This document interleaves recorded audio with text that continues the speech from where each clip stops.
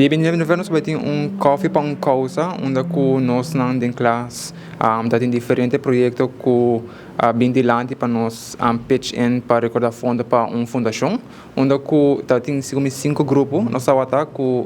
nós precisamos voto na para quatro Gana e esse é o meu caso que são de minha Gana que está coffee para causa, onde nós vai recordar fundo para Casa Cuna, onde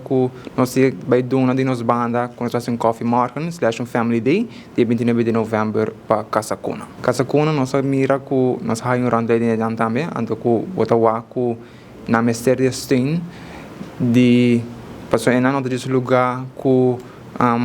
tem muito na falco, pero não tá há carinho e segurança e trabalhador de Casa Cuna mesmo botawa que de na cara e de não bota sentir que vulco não tem emoção de Casa Cuna, então onde nós quer pôr para Casa Cuna. Aí é fundo aqui. 29 de novembro vai ter eigenlijk family day. Nós vai ter jumping muito na, nós vai ter popcorn, cotton candy, nós vai ter non-alcoholic bar, com coke, água, juice, refresco para muito na, nós vai também ter snacks para muito na, e nós vai ter wega para muito na e Santa Classe Sorte Pizza. É de 8 para 2 horas da tarde. A me lota sugerir e recomendar o povo para vir na dia aqui, que vai ter dia hobby especial. Pastora a parte que vai ter algo para ponto que nós vai fazer, vai ter algo mais tanto também que nós que dona back na comunidade. Que ela passa tique mais arriba de ponto, então action nós vai fazer de nosso coração também. Assim, também me quero agradecer a sponsor não que vem ajudar nós em evento aqui, que tá North Pastry, Coima também que vem ajudar nós, Big Bazaar, Aruba Loe,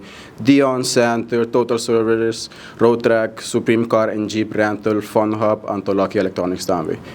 E se me pode agregar também, se tem algum outro